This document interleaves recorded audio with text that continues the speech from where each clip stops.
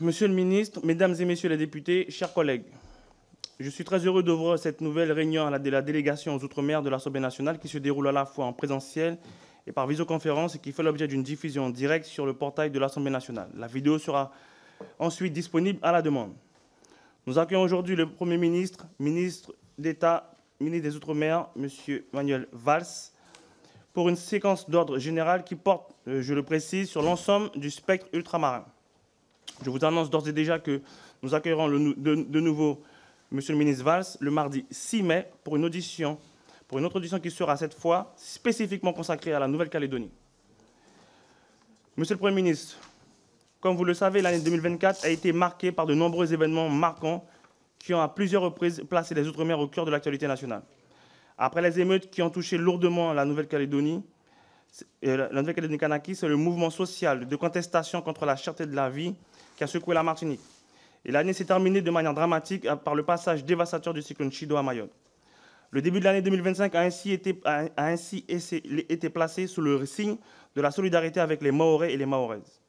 Pourtant, malgré le vote du projet de loi d'urgence pour Mayotte en février, l'île semble toujours confrontée au même défi d'accès aux ressources qu'au lendemain du passage du cyclone. De nombreux habitants de Mayotte font encore remonter des situations fréquentes de précarité hydrique. Quelles sont les informations dont vous disposez à l'heure actuelle sur le ravitaillement de la population en eau potable et sur la distribution de nourriture aux plus précaires?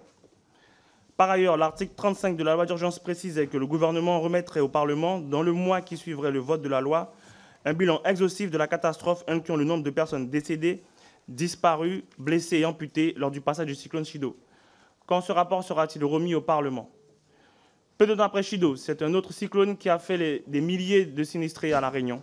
S'il est louable que le périmètre des communes pour lesquelles la reconnaissance de l'état de catastrophe naturelle a été élargi, il n'en demeure pas moins que Garance a plus que jamais contribué à mettre en exergue les problématiques assurantielles que tous nos territoires connaissent. Beaucoup de Réunionnais n'étaient pas assurés et ont ainsi tous tout perdu.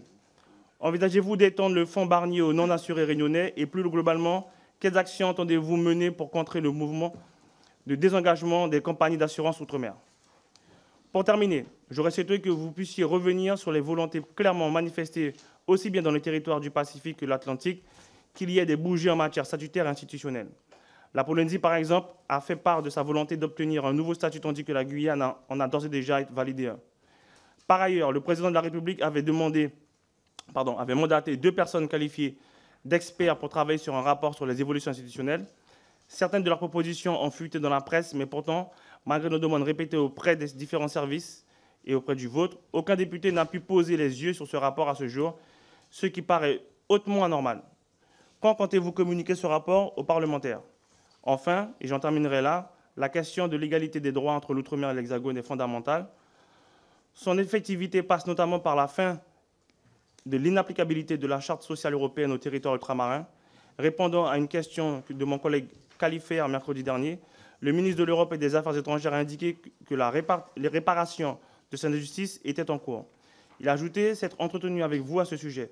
Dans ce contexte, pourriez-vous nous apporter des précisions sur ce point, s'agissant notamment de la forme et du calendrier de cette démarche? Je vais donc vous laisser la parole, Monsieur le Premier ministre, pour un bref propos liminaire, et je laisserai ensuite les membres de la délégation vous poser leurs questions. Je tiens à préciser qu'il y aura une pause qui sera effective un peu avant 18 h à la demande du Premier ministre, d'à peu près 15 minutes, avant que nous reprenions nos débats pour clôturer l'audition de ce jour. Donc, Monsieur le Premier ministre, je vous cède la parole et je vous remercie. Merci, Monsieur le Président. Cher David Riemann, Mesdames et Messieurs les députés, je suis évidemment heureux de me retrouver devant vous aujourd'hui. Je sais que les travaux de votre délégation, qui sont riches et utiles, éclairent régulièrement l'action du gouvernement et du ministre que je suis. J'ai pris connaissance avec attention, par exemple, de votre rapport avec M. Gosselin sur l'avenir institutionnel des Outre-mer. Des propositions ont été faites aussi sur la démographie par M. Khalifé, CO et William. Et je sais aussi que des travaux sont en cours sur le système électoral de la Polynésie française, l'augmentation de prix des colis postaux, la situation en Nouvelle-Calédonie ou la place des Outre-mer dans la diplomatie française. C'est un travail important, considérable, qui, je l'ai fait, s'effectue en surplus de vos tâches quotidiennes et, je crois, avec des moyens limités. Je vous remercie. J'ai déjà eu l'occasion de présenter ma feuille de route devant la commission des lois il y a quelques semaines. Beaucoup d'entre vous y étaient.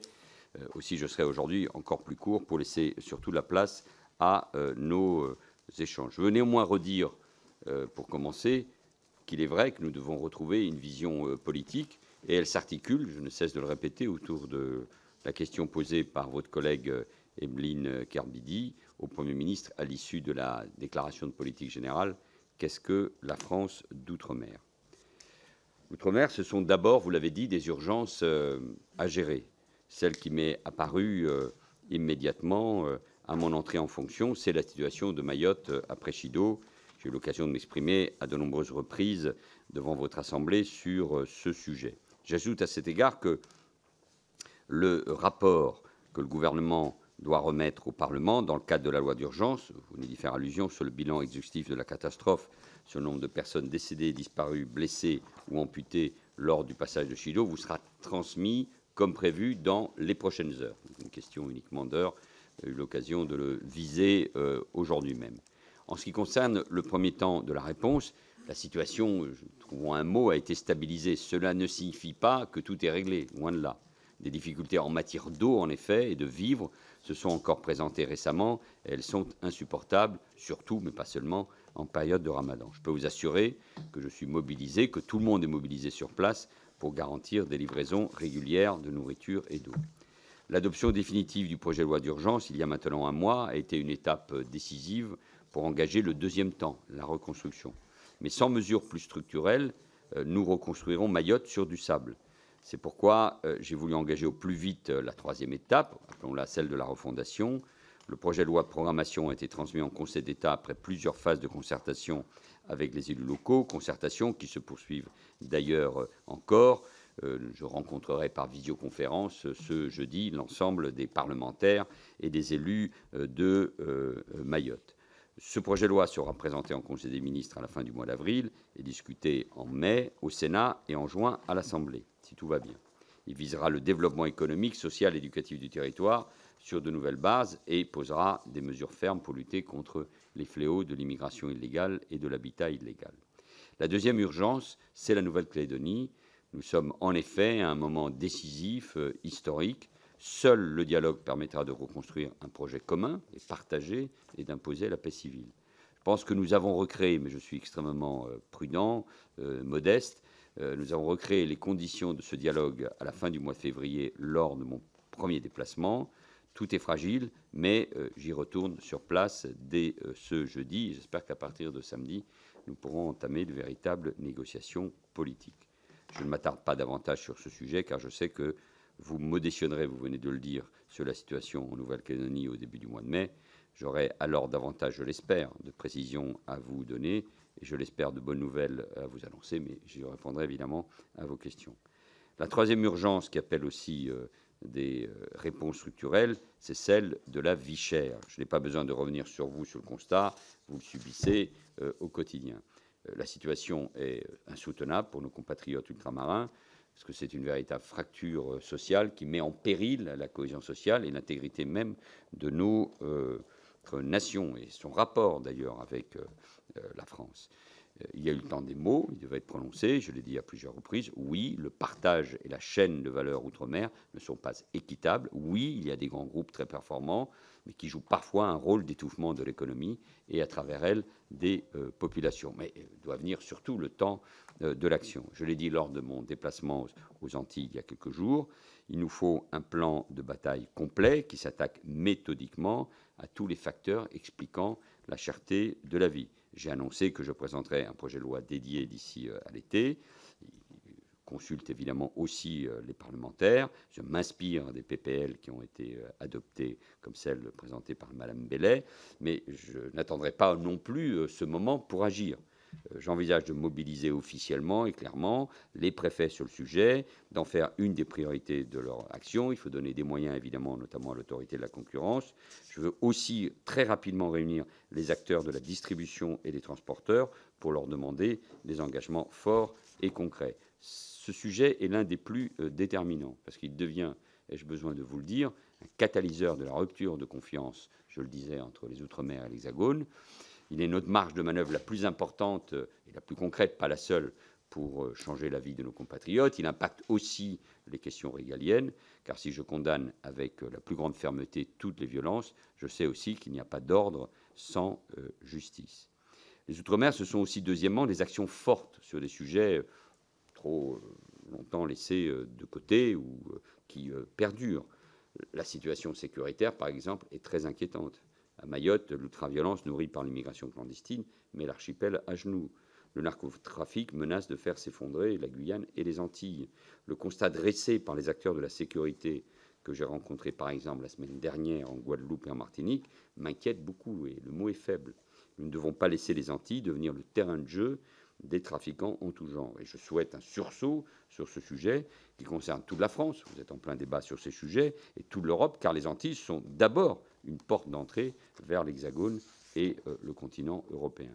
En Guyane, qui subit déjà les fléaux de l'orpaillage illégal et de la pêche illicite, le taux d'homicide atteint 20,6 pour 100 000 habitants, 14 fois la moyenne nationale.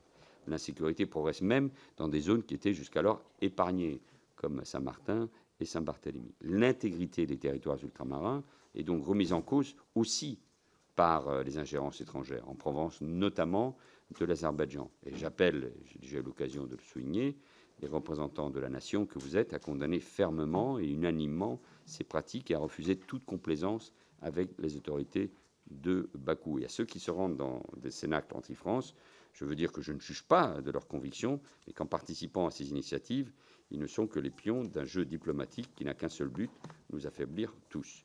Je veux aussi lutter avec la plus grande fermeté, évidemment pas seul, contre l'immigration clandestine qui touche notamment Mayotte et la Guyane. Sur toutes ces questions, même si les situations sont différentes, un rapport transpartisan de vos collègues de la délégation sénatoriale des Outre-mer, de Philippe Bas, désormais au Conseil constitutionnel, et de Victorin Lurel, nous invite à un choc régalien. Et là-dessus, j'y suis prêt. La lutte contre les violences intrafamiliales, et notamment contre celles faites aux femmes, je pense aux crimes sexuels, doit être un combat quotidien. La Réunion est le deuxième département français, je veux le rappeler, le plus touché. Sur des territoires où l'égalité des chances est encore très souvent un mirage, nous devons faire de l'éducation une priorité. L'enjeu du transport scolaire est partout criant. L'illettrisme est aussi largement surreprésenté en Outre-mer. Le taux de jeunes touchés est supérieur au double de celui de l'Hexagone pour les Antilles et la Réunion, 5 fois supérieur pour la Guyane. Le régiment du service militaire adapté, le RSMA, joue un rôle important, déterminant même, pour faciliter l'insertion professionnelle de nos Outre-mer. Je soutiendrai autant que possible ce creuset républicain et ferai plus largement tout ce qui est en mon pouvoir pour donner à la jeunesse ultramarine les moyens de déployer son potentiel. La culture est un outil qui me tient particulièrement à cœur. Pour ce faire, je veux relancer le mécénat culturel pour soutenir les artistes et créateurs qui souhaitent produire et se produire dans leur région ou à l'étranger, mais qui ne peuvent pas le faire faute de moyens et de structures adaptées. Les pratiques culturelles d'outre-mer doivent aussi rayonner dans l'Hexagone. Parler jeunesse me conduit à évoquer deux enjeux d'avenir qui nécessitent des actions de moyen et long terme déjà engagées et que je veux poursuivre et amplifier, et qui évidemment concernent toute la population et qui nous concernent. D'abord, l'adaptation au changement climatique. Les territoires ultramarins sont en première ligne. Le réflexe outre-mer doit donc être présent tant dans l'élaboration des stratégies que dans leur mise en œuvre. C'est notamment le cas dans le plan national d'adaptation au changement climatique publié récemment. Ensuite, le vieillissement de la population qui frappe de plein fouet les Antilles et dans une bonne mesure la Réunion. Cette nouvelle donne démographique impose un chantier d'adaptation de la société, de renforcement de l'accès aux soins, de développement aussi de l'accueil et des EHPAD, mais un plan surtout pour que la jeunesse ne parte pas, reste, revienne. Tous ces sujets, mais aussi bien d'autres, indispensables pour approfondir la convergence économique et sociale, comme l'emploi ou la lutte contre les précarités, je vais à l'essentiel bien évidemment, auront vocation à être traités dans le futur comité interministériel des Outre-mer, le SIOM. Je veux un SIOM renouvelé, avec certes quelques sujets transversaux, quelques grandes priorités, mais aussi des actions prioritaires en nombre limité, territoire par territoire. Il faudra sans doute nous réunir sur chacun des territoires. Je devrais en assurer évidemment un suivi quotidien, tout cela à partir du mois de juin. Depuis mon arrivée, j'en termine, à la tête du ministère des Outre-mer, je m'attache à bousculer certains conservatismes et certaines lenteurs administratives. C'est aussi le sens du choix du Premier ministre d'élever le ministère des Outre-mer au rang de ministère d'État. C'est un moyen de porter un changement profond, radical même, dans notre rapport à ces territoires. Ça ne me donne que des obligations. Car enfin, se demander ce qu'est la France d'outre-mer doit nous conduire à réinventer notre relation avec elle. On pense alors tout de suite à la question institutionnelle, vous l'avez évoqué. Le rapport de Philippe Gosselin, avec vous-même, sur l'avenir institutionnel des Outre-mer, nous livre, président Riemann, de nombreuses et précieuses pistes. Je n'ai, sur ce sujet, aucun tabou, mais nous devons avancer de façon pragmatique, concertée, avec pour seule boussole l'efficacité des politiques publiques, en tenant compte évidemment de ce qu'est la réalité du Parlement aujourd'hui. L'aspiration institutionnelle ne doit pas être une manière d'éviter les problématiques économiques et sociales qui sont devant nous. Je sais que vous partagez ce point de vue évidemment, et notamment la lutte contre la vie chère. Elle doit rendre plus efficace l'ensemble des politiques publiques et donner plus de pouvoir évidemment à ceux qui décident, élus d'un côté et en lien avec les populations. Mais le changement de relation auquel je pense est plus profond encore. Nous passons notre temps à dire que les Outre-mer font rayonner la France. Il est pour moi grand temps qu'ils rayonnent aussi par eux-mêmes et pour eux-mêmes. Je pense évidemment à chacun des espaces régionaux. Et c'est aussi dans cet esprit que j'ai proposé d'ouvrir le débat sur l'exploitation des hydrocarbures en Guyane. Tous les élus le demandent. De quel droit pourrions-nous refuser de nous poser la question alors que tous les voisins, Suriname, Guyana et probablement bientôt Brésil, ont franchi le pas? Je veux mettre, pour dire les choses clairement, je veux mettre fin au parisianisme de l'appareil d'État et je veux que l'on cesse d'infantiliser les ultramarins. Vous le voyez de forme ramassée, en ayant oublié, je n'en doute pas, un certain nombre de sujets, mais je reviendrai à travers toutes les questions que vous allez me poser. Vous le voyez, mesdames et messieurs les députés, je vous le dis comme je l'ai dit à vos collègues de la commission des lois, il reste beaucoup à construire encore. Le plus dur et aussi le plus important, la confiance et la justice. Nous avons beaucoup d'étapes devant nous. Je pense par exemple au rapport, et j'ai à féliciter Montlouis. Il a été remis en effet au président de la République il y a déjà quelques semaines. Au cours des semaines à venir, le président de la République va indiquer quelle suite il entend donner à ce rapport qu'il avait lui-même demandé. Le moment venu, le rapport sera évidemment diffusé aux parlementaires, j'espère très honnêtement le plus vite possible. Au-delà de cette diffusion, nous parlerons rapidement du fond, des questions économiques et sociales, des réformes à apporter, je pense par exemple à celles qu'il faut engager sur l'octroi de mer, et des questions institutionnelles. J'y suis prêt, notamment s'agissant évidemment de votre territoire, la Guyane, mais de tous les autres territoires qui l'attendent et qui le demandent.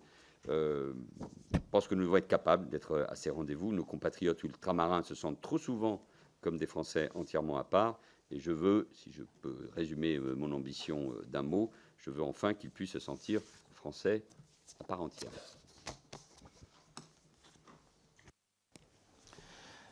Merci, Monsieur le Ministre. Donc, je vais maintenant donner la parole aux collègues qui souhaitent s'exprimer et vous demande, compte tenu de nombreuses demandes de parole dont je suis saisi, de bien vouloir faire preuve de concision. Donc, c'est-à-dire qu'on va se mettre en mode assemblée, en nous disant on passe pour 2 minutes par question et ça laissera aussi à tout un chacun de poser ses questions parce qu'elles sont nombreuses. D'accord? Donc, j'avais déjà comme inscrit le collègue Ratnon, collègue Nilor, collègue Serva, collègue Renaud et collègue Bamana. Donc bon, je fais remonter les autres, toi tu passes derrière. Bon, on va marquer René va prendre tout le monde et puis après on va enchaîner. D'accord?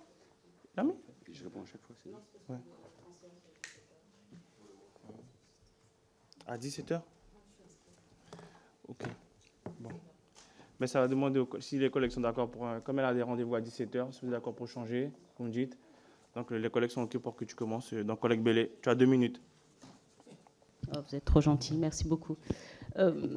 Bonjour à toutes et à tous. Je vais commencer par un propos liminaire parce que je salue le courage dont Monsieur le ministre a, et Dieu seul sait que je crois que j'en ai même attrapé une bronchite de devoir le dire, et il sait pourquoi, c'est parce que nous ne sommes pas de la même famille politique et nous n'avons pas toujours partagé des convictions ensemble, même si jadis nous en avons partagé, mais je tiens à saluer le courage qu'a fait preuve le ministre sur la description réaliste de la situation économique, sociale, culturelle de nos territoires.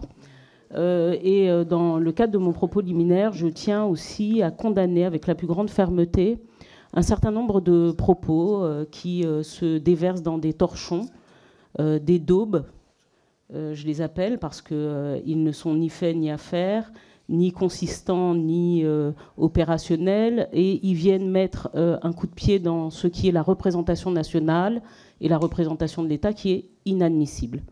Ce que nous votons dans les assemblées, c'est un fait démocratique. Dire qu'une loi votée par des parlementaires ne serait pas légitime n'est pas normal.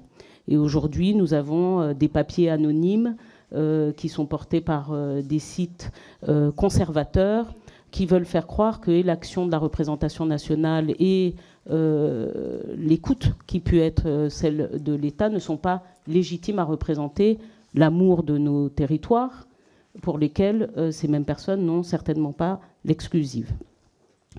Monsieur le ministre, une fois ce propos dit, il y a évidemment plusieurs choses que vous avez annoncées au cours notamment de votre déplacement en Martinique, mais plus encore dans le cadre de votre parole publique. Il s'agit notamment de ce futur projet de loi qui viendrait englober un changement de modèle, un changement de braquet sur les questions économiques, sur les questions culturelles et sociales de nos pays. J'aurais souhaité que vous puissiez ici nous en dire un peu plus. Nous avons sollicité également à plusieurs reprises, et notamment de votre prédécesseur, la transmission du rapport IGF-IGAS sur l'ODEOM. Nous aurions souhaité avoir une date de la transmission de ces documents qui devait paraître en octobre 2024 et que nous attendons toujours. Et puis, nous ouvrons évidemment des champs avec vous et nous espérons que nous serons de la partie de la négociation pour ce qui concernera, parce que nous avons aussi entendu que ça faisait partie de vos projets, la question de la révision éventuelle de l'octroi de mer, qui, en effet, à mon sens, doit pouvoir muter en autre chose et quelque chose qui ne participe pas de la cherté de la vie et des inégalités sur nos territoires. Merci, collègue Bellet. Monsieur le ministre, la parole est à vous. Merci, Madame la députée, pour vos mots, mais je ne veux pas en rajouter pour ne pas vous gêner. Mais merci sincèrement. C'est important sur le terrain de pouvoir travailler avec les parlementaires, les députés donc, et puis de s'appuyer aussi sur leur travail, parce que sans votre travail, celui de votre PPL ou celle portée par les sénateurs Bellim et Lurel, nous n'aurions pas pu avancer ainsi, je veux le souligner. Votre travail a été utile et il faut évidemment le respecter et l'intégrer dans ce texte de loi que j'évoquais. Il est évident qu'il faut, je vais vite, renforcer la concurrence, rapprocher l'autorité de la concurrence du terrain, à condition qu'elle ait les moyens pour cela. Il faut améliorer la transparence, mieux condamner les entreprises qui ne publient pas leurs comptes, faire apparaître les marges arrière notamment, partager les exigences entre tous les acteurs, engager en effet une réforme de l'octroi de mer pour les collectivités, en lien avec les collectivités, dans le respect de l'autonomie de celles-ci, mais nous le ferons bien sûr avec aussi les parlementaires. S'attaquer aux frais d'approche, pour avoir baissé la TVA pour l'État et renforcer la transparence sur les marges arrière pour les distributeurs, bon, en étant évidemment aussi en faisant le point régulièrement, comme nous l'avons fait d'ailleurs à Fort-de-France, sur la mise en œuvre du protocole signé il y a quelques mois. Mais d'une manière générale, je pense qu'il faut aller plus loin, vers une renaissance économique. Nous devons porter un projet de transformation pour rompre avec l'économie de comptoir et la dépendance aux importations, notamment les importations pour l'alimentaire. Favoriser la production locale et l'autonomie alimentaire. Faciliter l'insertion des jeunes. Donc, des économies qui reposent uniquement sur les subventions à la commande publique ne sont pas viables et sont à terme condamnées à plus de pauvreté. Il faut donc pour chaque territoire un projet de transformation économique. C'est aux élus de le définir, mais évidemment, nous y travaillerons ensemble. Et un mot enfin, pour respecter les délais, sur le rapport l'ODEOM. Il a été transmis au rapporteur spécial Christian Baptiste. Il n'est pas encore publié. Je m'engage à vous le fournir dès que possible, parce que, en effet, vous avez besoin d'avoir tous ces éléments. Merci, Monsieur le ministre. La parole est au collègue Servat. Merci, Président. Monsieur le ministre, chers collègues, si je pars à 17h et quelques, c'est parce qu'on a une contrainte, mais je reviendrai, bien évidemment, Monsieur le ministre. Vous avez annoncé un projet de loi à venir sur la vie chère en Outre-mer. J'y vois un signal positif de la pleine mobilisation de l'État sur ce sujet, cher à nos compatriotes ultramarins. Mais ce texte ne doit pas être un énième énoncé de vieux pieux. Je profite de cette tribune qu'offre la délégation d'Outre-mer afin de vous soumettre une proposition, en sus de celle déjà formulée à votre cabinet, intégrant au sein de ce texte la comptabilisation de la surrémunération dite vie chère dans le calcul des pensions de retraite de nos fonctionnaires des DROM. Pour rappel, cette surrémunération est de l'ordre de 40% aux Antilles-Guyane ainsi qu'à Mayotte et 53% à La Réunion.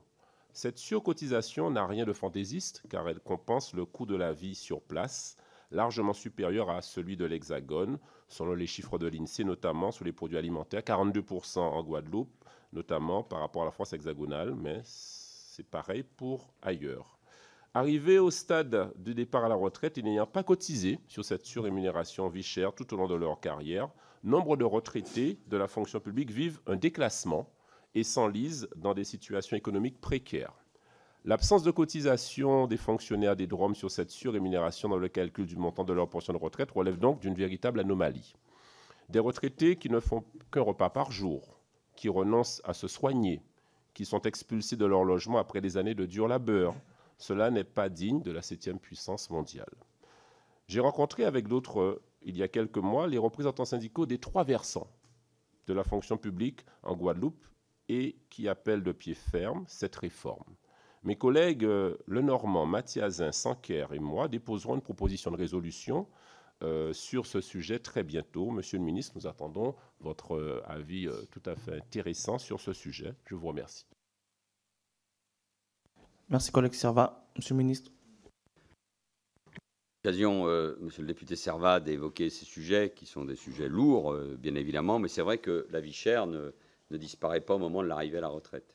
Il est donc fondé qu'il existe, je veux le rappeler, des dispositifs spécifiques en faveur des retraites des fonctionnaires outre-mer. Au préalable, je veux rappeler que cette surrémunération des fonctionnaires outre-mer se traduit par des taux différents selon les territoires. Il atteint jusqu'à 53%, par exemple, au hasard, en Guadeloupe. Je suis convaincu que la lutte contre la vie chère appelle, je l'ai dit, une intensification de la concurrence. Le déterminant du pouvoir d'achat, ce sont évidemment les prix. En d'autres termes, pour que je vous donne mon sentiment, je me refuse à une course dans laquelle les indemnités viendraient compenser le niveau des prix.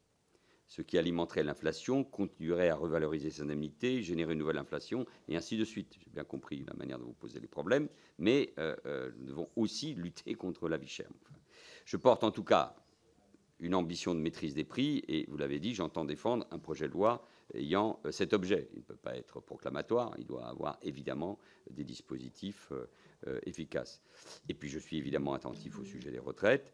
La surrémunération des fonctionnaires outre-mer contribue a priori d'ores et déjà à accroître les droits à la retraite. Elles sont en effet assujetties aux cotisations à la retraite additionnelle de la fonction publique. En revanche, il existe et que cela ne vaut que dans la limite d'un plafond de 20% du traitement indiciaire. Donc le débat est ouvert.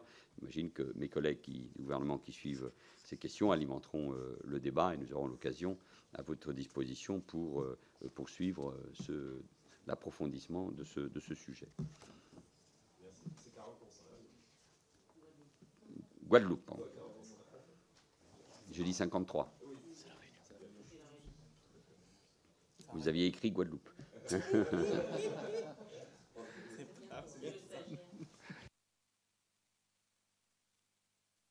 La faute du ministre. Merci, monsieur le ministre. Donc, la parole est au collègue Jean Grattenon. Merci, Président. Mes chers collègues, monsieur le ministre, vous êtes venu à La Réunion et vous avez promis des mesures pour aider les sinistrés. Vous l'avez dit, l'État sera présent. À l'Assemblée, le 3 mars, je vous ai posé la question sur la reconnaissance de l'état de catastrophe naturelle, mais aussi sur l'évolution du chikungunya et la nécessité de remobiliser les PEC, ces emplois aidés. Vous ne l'avez pas fait. Pire, au lieu de les augmenter, le préfet a décidé de ne plus valider de nouveaux PEC. N'est-ce pas de l'irresponsabilité d'État, monsieur le ministre? Car nous en avons besoin, surtout en cette période d'épidémie et encore plus après un cyclone. Pourquoi laissez-vous propager l'épidémie avec ce bilan déjà lourd, 2 morts et plus de 10 000 cas? à se demander si ce n'est pas fait exprès pour vendre les stocks de vaccins. Mais il n'est pas trop tard pour réagir. Il faut en urgence privilégier la lutte mécanique en stoppant les vecteurs de maladies que sont les rats et les moustiques. Cela passe par le nettoyage et l'élimination des gîtes larvaires et de rats. Allez-vous donner l'ordre à Monsieur le préfet de La Réunion de stopper le blocage des embauches? Allez-vous augmenter le nombre de PEC et allez-vous réviser les taux de prise en charge? N'attendez pas d'autres mots, Monsieur le ministre. Pour finir, vous avez pondu un arrêté bancal sur la reconnaissance de l'état de catastrophe naturelle, ne prenant en compte que 2 villes pour les dégâts occasionnés par les vents. Je sais que la main des ministres est toujours lourde quand il s'agit des ultramarins. Vous semblez même paralysé au point de ne pas pouvoir prendre votre stylo pour signer ce nouvel arrêté. Monsieur le ministre, pour quand le nouvel arrêté? Merci, collègue Rattenot. Monsieur le ministre. Ce n'est pas parce qu'on est dans une commission où chacun est poli et s'écoute attentivement qu'il faut raconter n'importe quoi, monsieur le député. Et encore moins m'insulter. Et encore moins mettre un niveau de mise en cause qui est inacceptable quand il s'agit de cela. Chacun est libre de sa parole, mais je ne laisserai jamais passer de telles insanités, et notamment de votre part. Je veux parler de l'épidémie du chikungunya. Il ne faut pas dire n'importe quoi. Si vous propagez des théories complotistes sur le fait qu'on laisserait faire exprès la propagation... Répondez à la question, monsieur le ministre. Je suis en train de vous répondre. Non, mais répondez à la question. Vous répondre. Donc, c'est des insanités de votre part et ça ne m'étonne pas. En tout cas, bien évidemment, il faut s'attaquer pas parce que on est dans un débat comme ça qu'on peut dire n'importe quoi. Vraiment. Parce que, oui, vous avez raison. Il s'agit de morts. J'ai l'impression que vous en réjouissez, vous, pour pouvoir attaquer l'État et le gouvernement. Nous arrivons à un niveau épidémique qui appelle en effet la vigilance et l'action. Et les semaines les plus délicates sont celles qui arrivent. D'ailleurs, je serai dans quelques semaines, à peine, une quinzaine de jours, à La Réunion. La Haute Autorité de Santé a très récemment rendu un avis en faveur de la vaccination avec le vaccin IXCHIQ. C'est ainsi que le ministère de la Santé a créé les conditions pour permettre de vacciner en priorité à compter du début du mois d'avril les personnes âgées de plus de 65 ans ayant des comorbidités. Le gouvernement y est attaché. Dans ce cas, le vaccin sera gratuit via un financement de l'ARS sur son fonds d'intervention régional. Il est mobilisé, il a mobilisé à un niveau de 40 000 doses. La vaccination est une réponse, il ne s'agit que d'une réponse exclusive.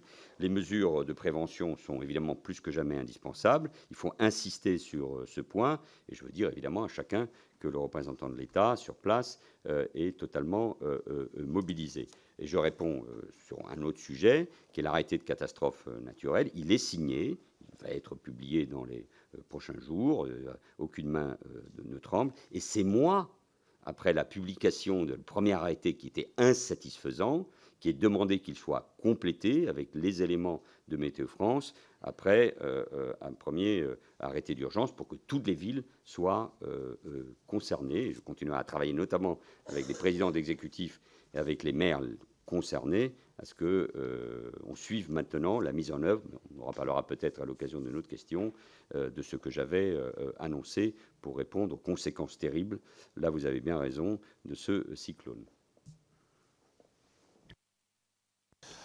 Merci, monsieur le ministre. Donc la parole maintenant est au collègue Renaud.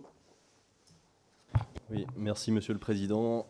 Monsieur le ministre, ma question porte sur un aspect du projet de loi programme Mayotte. Alors comme vous le savez, on a 11 millions de kilomètres carrés de zones économiques exclusives en France. On le doit à la plus grande partie pour les Outre-mer.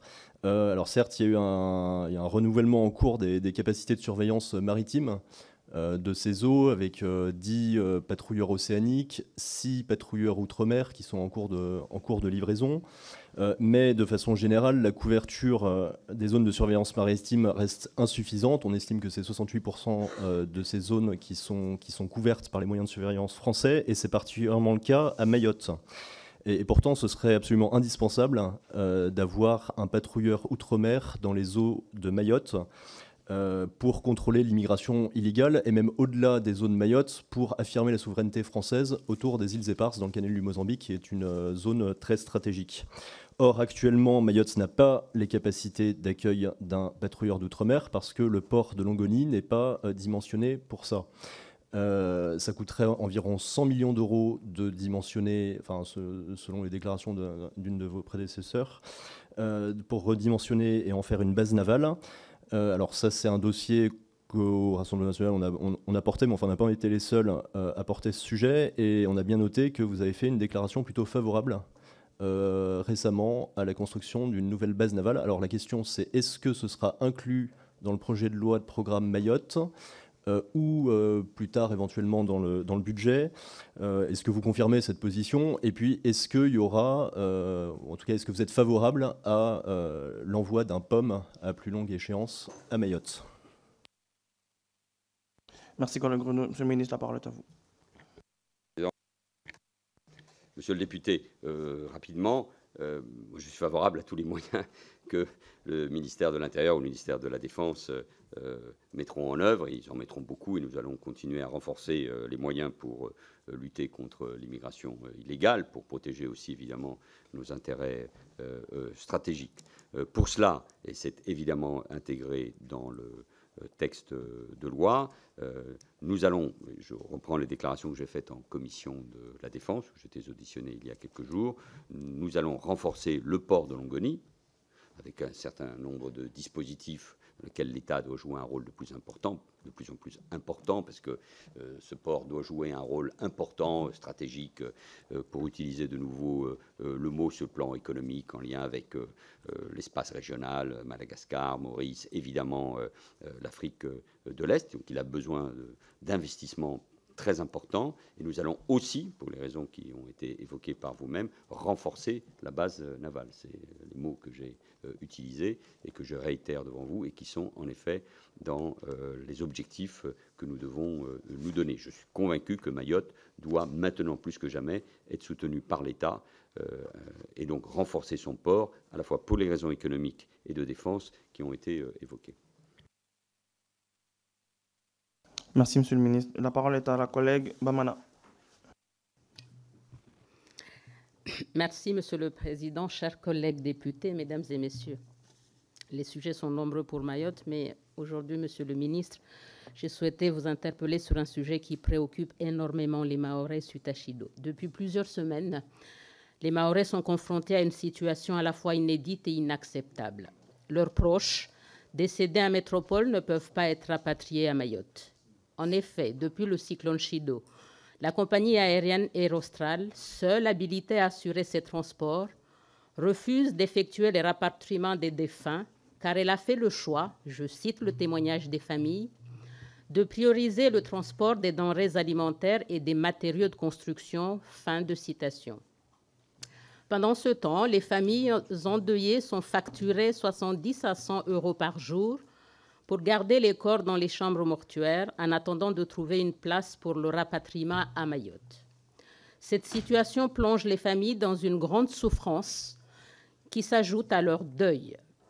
Monsieur le ministre, est-il concevable que nos morts passent après les matériaux de construction, après le fret, après les marchandises?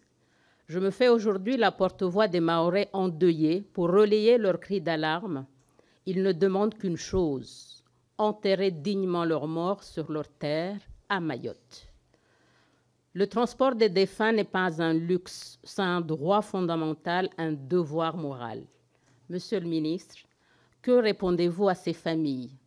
Que prévoyez-vous pour rétablir le rapatriement des défunts mahorais vers Mayotte dans les plus brefs délais? Que comptez-vous dire à Aerostral, une compagnie aérienne que l'État finance? Je vous remercie. Merci, collègue Bamana. Monsieur le ministre, la parole est à vous. Merci, Monsieur le Président. Madame la députée Bamana, nous parlons souvent de ces sujets. Vous mobilisez sur un sujet, sur un thème évidemment sensible qui touche l'intimité familiale.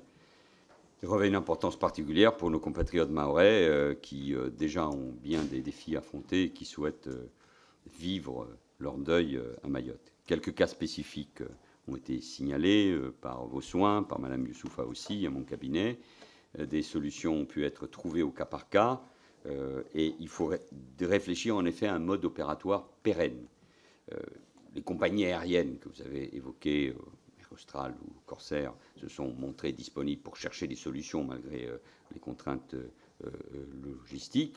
Parce que c'est vrai que les difficultés de rapatriement des défunts sont dues en partie aux difficultés opérationnelles de transport de fret sur Mayotte. Par exemple, l'état actuel de la piste de l'aéroport a conduit la DGAC à limiter le nombre d'atterrissages et décollages possibles en avion gros porteur de type Boeing 777.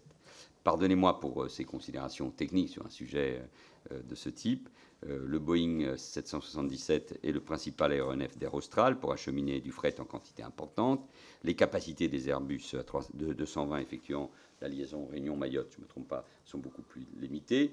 Des solutions existent cependant pour la liaison entre l'Hexagone et la Réunion. Se pose malgré tout donc la question du transfert vers Mayotte. J'ai demandé donc à la cellule interministérielle de crise dédiée à Mayotte d'identifier le plus rapidement possible des solutions pérennes pour répondre au mieux à votre attente et à celle des familles concernées. Merci, Monsieur le ministre. La parole maintenant est au collègue Baptiste. Merci, Monsieur le Président, Monsieur le Ministre. Les Outre-mer sont des territoires de la République trop souvent où l'application de la loi semble à géométrie variable. L'affaire Claude Jean-Pierre en Guadeloupe en est un triste exemple.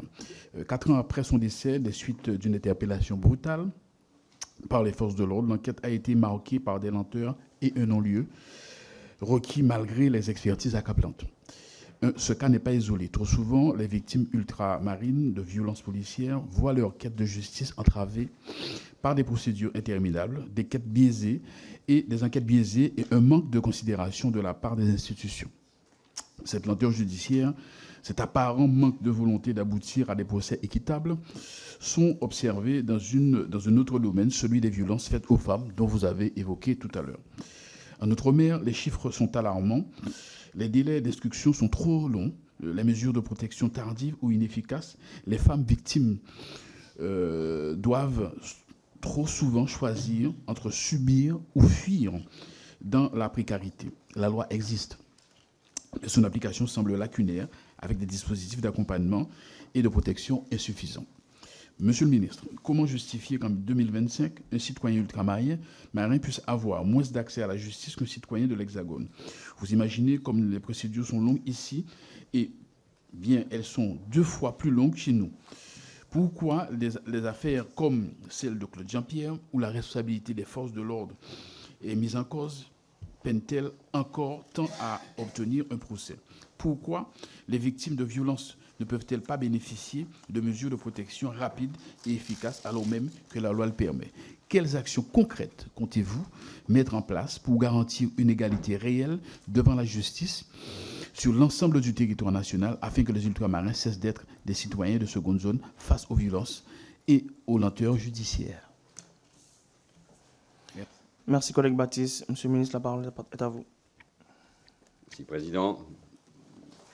Monsieur le député Baptiste, d'abord sur l'affaire que vous évoquez, son décès, en effet, Claude Jean-Pierre, dit Clodo, qui est décédé il y a 4 ans, son décès fait suite à une interpellation en novembre 2020. En février 2023, je suis obligé de rappeler ces faits, le procureur de la République de Basse-Terre a retenu un non-lieu à l'encontre des gendarmes. Et l'IGGN avait abouti à la même conclusion. Il y a quelques jours, je crois, un journal, Mediapart pour ne pas le citer, a défendu une autre thèse. Il m'est très difficile aujourd'hui d'interférer dans ce qui est une décision judiciaire. En revanche, je tiens peut-être à rappeler 2 principes qui sont les miens. D'abord, mon estime pour les forces de l'ordre, que j'ai encore eu l'occasion de rencontrer tout au long de mon déplacement aux Antilles, par exemple. Ce métier est difficile. Et elles ont mon soutien, au vu aussi des responsabilités qui ont été les miennes. Mais cette noble mission appelle aussi une exemplarité d'une manière générale. Un gendarme représente l'État. Sur le sujet des délais, vous avez raison, et parfois une justice plus lente encore que celle de l'Hexagone est perceptible dans les Outre-mer. Je veux y travailler évidemment avec mon collègue Gérald Darmanin. Il y a toute une série de questions. Je pense par exemple aux violences faites aux femmes que vous avez évoquées. C'est une priorité de Madame Aude Luquet, que beaucoup d'entre vous connaissent et qui est en mission aux Outre-mer, à mes côtés. Et puis ensuite, des mesures concrètes. Je vais en prendre une, comme ça je termine avec ça. Nous devons faire à Saint-Martin, nous devons transformer le tribunal qui existe en tribunal de plein exercice à Saint-Martin, ce qui permettra aussi de délivrer, d'alléger la tâche de la cour d'appel de Basse-Terre, qui est très prise par les problématiques de l'île voisine de Saint-Martin. Donc c'est aussi sur ce mode d'organisation de la justice, avec les moyens afférents, nous pourrons répondre à ces questions, parce qu'il est hors de question que nos compatriotes ultramarins puissent se sentir des citoyens qui ne sont pas considérés comme des citoyens à part entière, je l'ai dit il y a un instant. Merci, Monsieur le ministre. La parole maintenant est au collègue Naillet. Merci, Monsieur le Président, Monsieur le ministre d'État, Monsieur le ministre des Outre-mer. La filière agricole a été durement touchée par le cyclone Garance il y a quelques jours. Les représentants des filières agricoles ont exprimé leurs préoccupations dans un courrier adressé à la ministre Annie Genevard, avec des pertes totales estimées à 165 millions d'euros. Vous-même, vous avez annoncé lors d'un fonds exceptionnel de 200 millions d'euros pour la Réunion lors de votre visite à la suite du cyclone Garance et 15 millions d'euros spécifiquement pour l'agriculture. C'est un premier pas, mais il faut aller plus loin pour que l'agriculture réunionnaise puisse faire face à ce véritable risque d'effondrement. Je rappelle qu'avant le cyclone Garance, il y a eu les périodes de sécheresse. Donc ma première question, elle est très simple, c'est comment votre ministère compte défendre le monde agricole? Comment comptez-vous articuler votre action avec celui du ministère de l'Agriculture? Ça, c'est ma première question. Très rapidement, ma deuxième.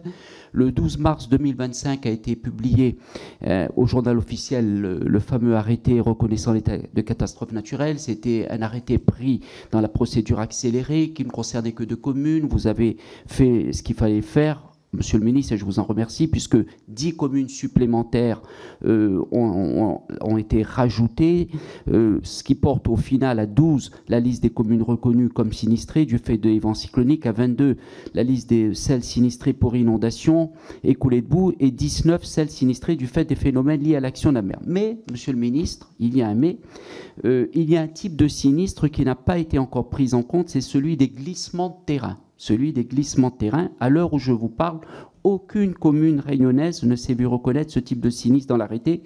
Pourtant, dans ma circonscription, mais pas seulement dans ma circonscription, en hauteur, de nombreux habitants ont subi des dégâts importants à leur domicile après l'effondrement de leur maison sous un pan de terrain. Vous le savez, Monsieur le ministre, la présence d'un type de sinistre dans l'arrêté de reconnaissance de l'état de catastrophe naturelle est extrêmement facilitatrice pour les victimes auprès des assurances. Pouvez-vous vous engager à ce que bientôt la question des glissements de terrain puisse y figurer elle aussi? Merci, Monsieur le ministre. Merci, collègue Naillet. La parole est à vous, Monsieur le ministre. Merci, Président. Bon, j'ai mobilisé évidemment le fonds de secours pour les Outre-mer, ce qui me permet de répondre à l'autre député également de la Réunion. Pour les filières agricoles spécifiques, je pense évidemment à la canne, pour lesquelles il faut normalement attendre la fin de la récolte pour calculer l'indemnisation. Nous mettons en place avec le préfet, vous le savez, un système pour permettre d'accélérer au maximum les indemnisations et limiter, parce que c'est une demande très forte, les problèmes de trésorerie. Et il y aura également le soutien de l'État, ça c'est pour les travaux en général, pour la remise en état des équipements publics. Cela permet de rétablir leurs services de proximité, écoles, réseaux, infrastructures, avec des taux de subvention à 80% pour les bâtiments publics, voire 100% pour les équipements scolaires. Cela se traduit, pour être précis, par un fonds de 200 millions d'euros pour aider notamment les collectivités à rénover, rebâtir les bâtiments publics, les infrastructures, les agriculteurs à redémarrer les exploitations. Un fonds de 15 millions supplémentaires, vous y avez fait allusion, en complément des 15 millions du Conseil départemental pour soutenir en urgence l'agriculture locale, avec notamment la relance de la production et le soutien des trésoreries. Comme pour Mayotte, j'ai demandé le lancement d'une mission inter-inspection pour évaluer les dégâts afin d'initier la procédure pour bénéficier du Fonds de solidarité de l'Union européenne. Et d'ailleurs, j'ai rencontré à cet effet le commissaire Fito, vice-président exécutif de la Commission européenne, qui sera sur place. Nous y serons ensemble à la réunion des régions ultra-périphériques. À plus long terme, le préfet travaille à ma demande avec les élus un plan de développement. Sur le sujet des glissements de terrain, ce sujet, honnêtement, ne m'était pas remonté de manière aussi précise. Je vais en parler avec le préfet. Et s'il y a un réel besoin, ce dont je ne doute pas, monsieur le député, si tout n'est pas déjà indirectement couvert, hein, c'est ce qu'il faut qu'on regarde, alors je demanderai l'ajout, si cela est possible. Il n'y a aucune raison que ça ne puisse pas se faire, bien évidemment. Merci, monsieur le ministre. Donc, la parole est maintenant au collègue Metzdorf. Merci, monsieur le président. Monsieur le ministre, vous êtes venu en Nouvelle-Calédonie, comme vous l'avez précisé, en février. Vous avez installé une méthode qui, pour l'instant, permet à l'ensemble des partenaires de l'accord de Nouméa de se retrouver autour de la table et d'essayer de trouver un compromis politique quant à l'avenir de l'île. Donc, sur la méthode qui est proposée, vous avez été salué par l'ensemble des forces politiques, puisque c'est pour l'instant une méthode qui fonctionne. Là où il y a un doute, c'est sur le fond des discussions, puisque l'un des principaux thèmes que vous avez imposé comme sujet de discussion, c'est le lien avec la France. Et ça pose une question qui est profonde, c'est-à-dire que les Calédoniens qui ont choisi de rester français se demandent pourquoi on traite aujourd'hui de la question d'un lien avec la France, puisque quand on est français, on n'a pas de lien avec la France, on est la France. Donc, le sujet qui se pose, monsieur le ministre, aujourd'hui, c'est est-ce que vous avez un parti pris, est-ce que vous avez une orientation dans ces négociations que vous souhaitez donner à la Nouvelle-Calédonie qui la séparerait de la République française, qui serait un petit peu l'opposé de ce qu'ont décidé les Calédoniens par 3 fois. Donc je crois qu'on a besoin d'être rassuré sur le sujet, ou on a besoin d'entendre votre position. Est-ce que vous essayez de nous emmener quelque part, ou est-ce que c'est le lien avec la France? Pour vous, c'est juste le traitement des compétences entre l'État et la Nouvelle-Calédonie, et à ce moment-là, le terme est un peu mal choisi. Voilà. La question est directe, monsieur le ministre. Merci, collègue Metzdorf. La parole maintenant est au ministre. Ça ne m'étonne pas de vous. Elle est directe, c'est normal. Merci d'abord pour saluer le travail qui a été fait, mais il n'est pas que le mien, il est aussi celui de l'ensemble des forces politiques représentées au Congrès de Nouvelle-Calédonie. Et donc vous y avez vous-même participé, je veux vous en remercier. Au fond, moi j'ai essayé de démontrer de quelle forme le lien avec la France se traduit, si je reprends le même terme. D'abord par la sécurité que nous devons à tous les Calédoniens, avec la présence, pas seulement, mais de 20 escadrons de gendarmerie, des unités d'élite comme le GIGN ou le RAID, les forces de police, bien évidemment, sur le Grand Nouméa, le travail de la justice, d'une manière générale, et la présence aussi, il faut le rappeler, de nos forces armées. Au fond, ce sont les compétences régaliennes, sécurité, justice et défense. Et celles-ci, elles ont vocation, évidemment, à perdurer. C'est ce lien, d'abord, d'affirmation de la présence de la France. Nous avons une ambassadrice aussi là-bas qui rayonne sur le Pacifique. Et j'ai dénoncé tout à l'heure, je crois que vous n'étiez peut-être pas arrivé, les ingérences étrangères, notamment de l'Azerbaïdjan. Et nous devons faire là aussi un travail qui permette de faire rayonner la Nouvelle-Calédonie et à travers elle la France. Et puis j'ai annoncé, et nous continuerons à y travailler tout au long de cette semaine, y compris parce que le Congrès de Nouvelle-Calédonie doit voter son budget dans 48 heures, l'État soutient économiquement la Calédonie. L'activité économique est par terre depuis le 13 mai dernier. Et enfin, je m'engage résolument à rebâtir un plan pour la filière nickel. Et comme ce n'est pas pour quelques semaines, sinon pour des années, c'est évidemment un élément stratégique pour le territoire comme pour la France et pour l'Europe, surtout dans les mouvements que nous connaissons sur le plan économique. Voilà une autre manière de démontrer l'engagement de l'État et de la France en faveur de la Nouvelle-Calédonie. Cette protection que nous devons à nos compatriotes, eh bien, il faut l'étendre, évidemment, il faut rassurer, il faut démontrer que pour ce qui concerne la nationalité, le lien avec la mère patrie, ces éléments sont intangibles.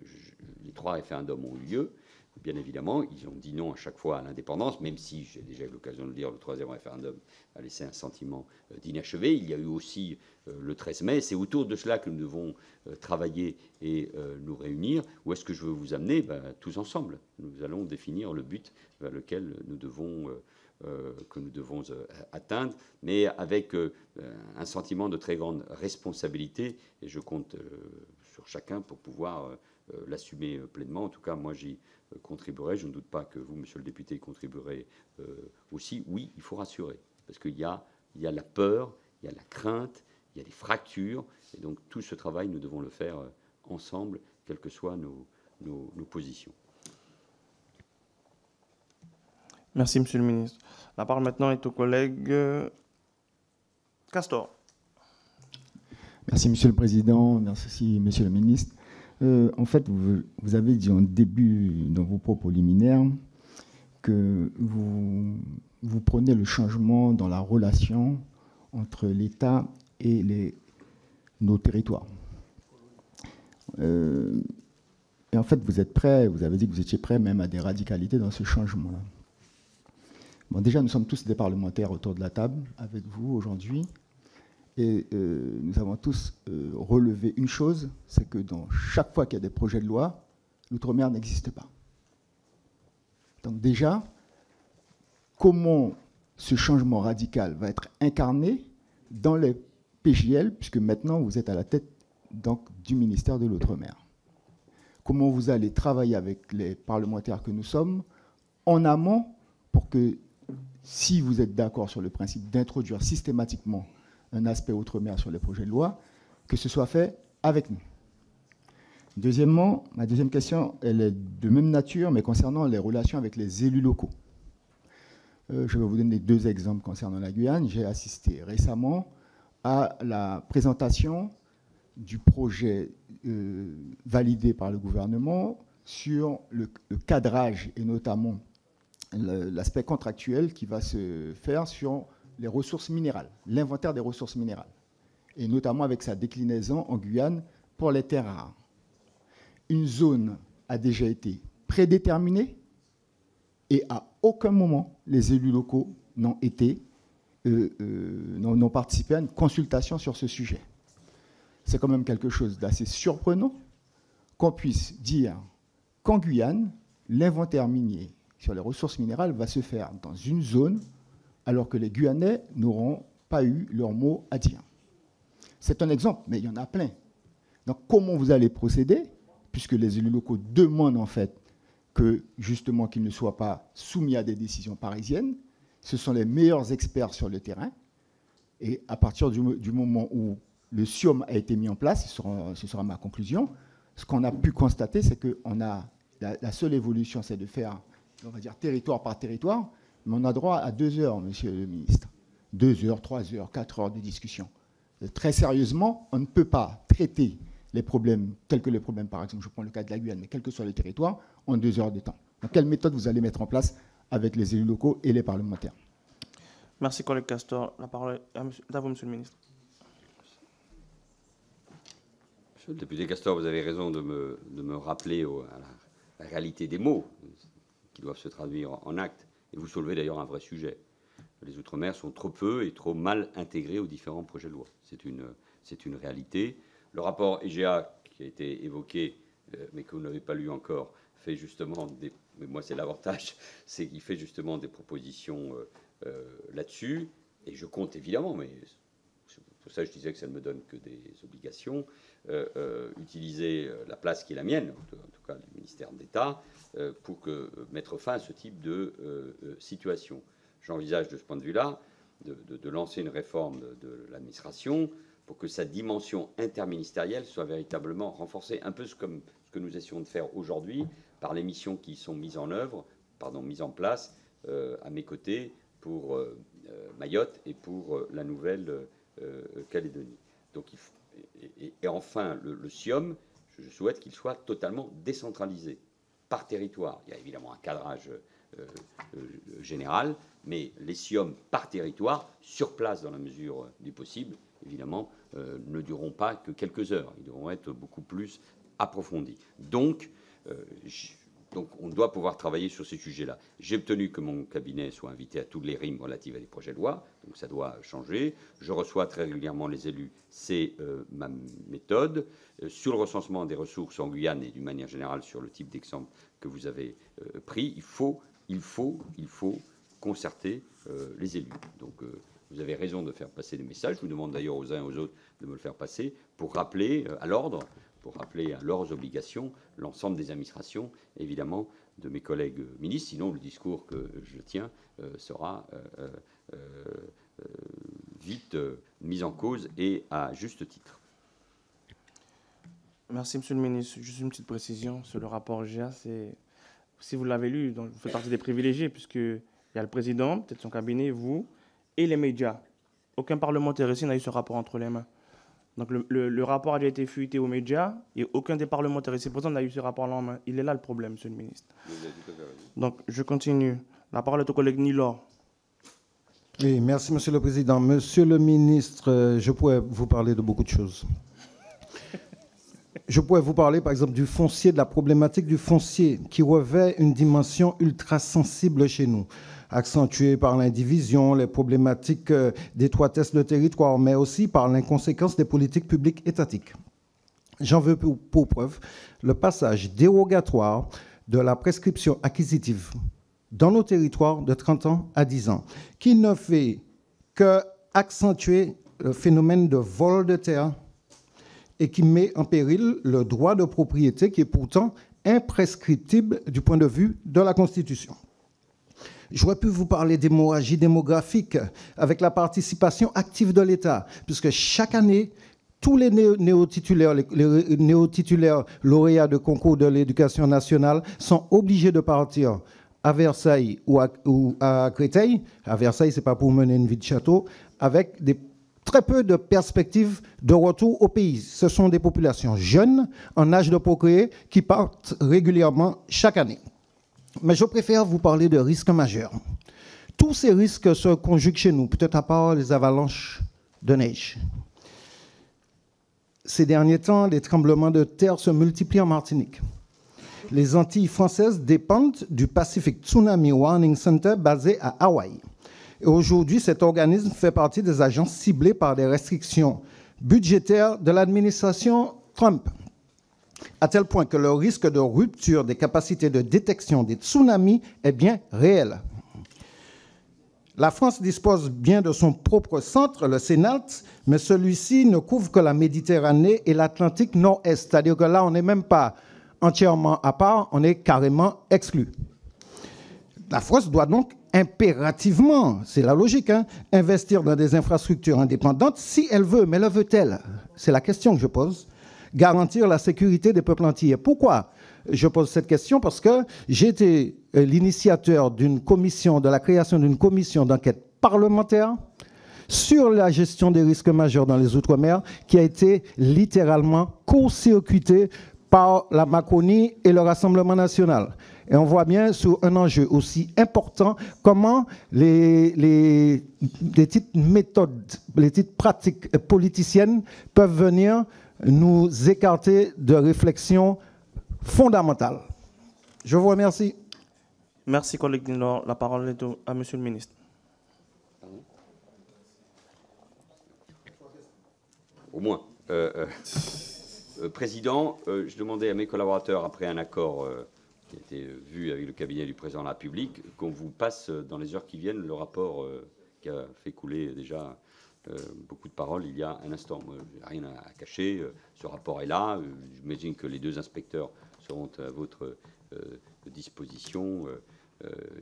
Je vous rappelle, c'est un rapport qui est demandé par le président de la République, pas pour lui renvoyer la responsabilité, c'est un rapport et que je respecte évidemment, en l'occurrence, l'action qui est la sienne. Pardon, j'ai pris du temps sur ce sujet.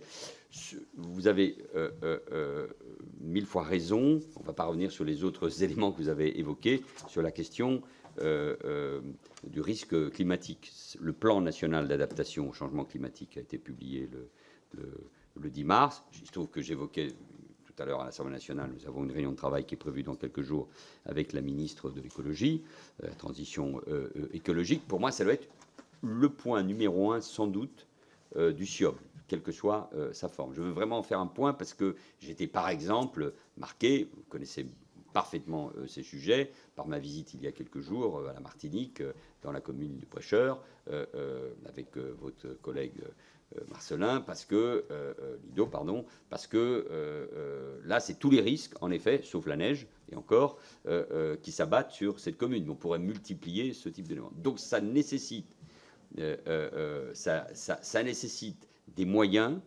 une capacité opérationnelle de l'État en lien avec les collectivités territoriales pour faire face à ces risques qui vont être de plus en plus fréquents. J'ai été marqué, par exemple, à La Réunion, par le fait que le deuxième cyclone en moins d'un an, non seulement apportait un coût économique et social, il n'y a pas besoin de décrire, mais aussi un coût, pardon de le dire comme ça, moral, hein, à l'ensemble des Réunionnais, qui se rendent bien compte qu'on va avoir de plus en plus de phénomènes de ce type. Donc, moi, j'ai peur de jamais d'aucune commission d'enquête. J'ai participé, évidemment, c'est parce que vous avez dit, il n'y a aucun complot, parce que vous avez parlé de la Macronie et du Rassemblement national, je ne me sens pas directement concerné, mais oui, évidemment, non, et puis il y a toujours une continuité de l'État en tout état de cause. Donc, on va travailler ensemble sur ces questions.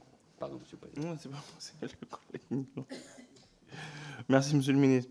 La parole maintenant est au collègue Lenormand.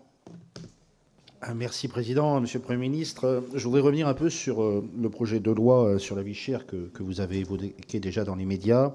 Vous nous avez sollicité déjà par courrier pour une première présentation.